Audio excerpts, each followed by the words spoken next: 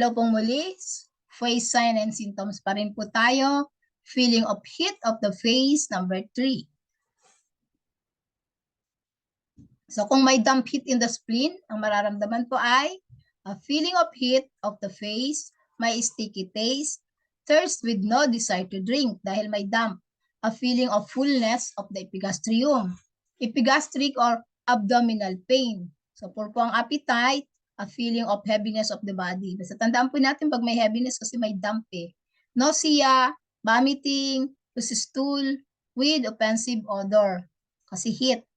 A feeling of heat, scanty dark urine, headache with a feeling of heaviness of the head.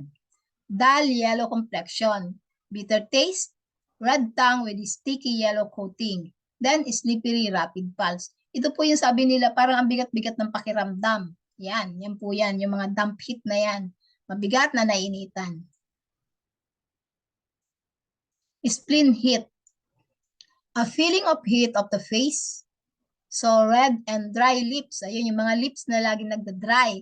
Red tips of the nose. Kahit hindi sila nag-makeup. Burning epigastric and or abdominal pain.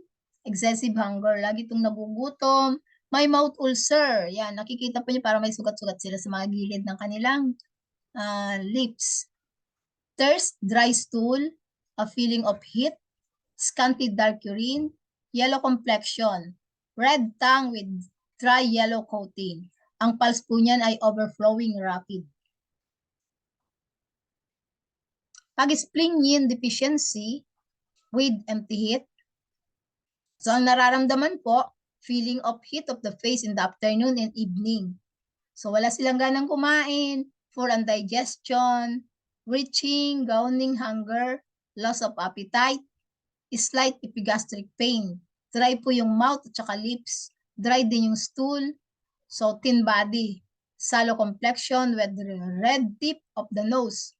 Night sweating, malar flush, a feeling of heat in the evening, red tongue without coating, and transversal crack on the side, floating empty and rapid pulse.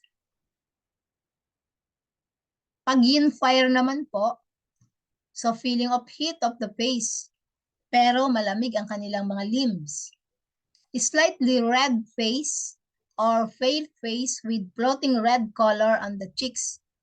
Intermittent sore throat, dry mouth, dry lips, mouth ulcer, exhaustion, poor appetite, poor digestion, weak limbs, pale tongue, weak or overflowing empty pulse. Yin fire is a pathological minister fire that arises when the original chi, yung yuan chi po ito, becomes depleted from overwork. Because the minister of fire and the original chi reside in the same place, the pathological minister fire robs the original chi and rises to the head. This pattern is treated by tonifying the original chi and lightly clearing heat. The representative prescription is Bujung Yi Chi Tang, tonifying the center and benefiting chi decoction. So clinical notes, in women, a feeling of heat of the face by no means always indicates heat.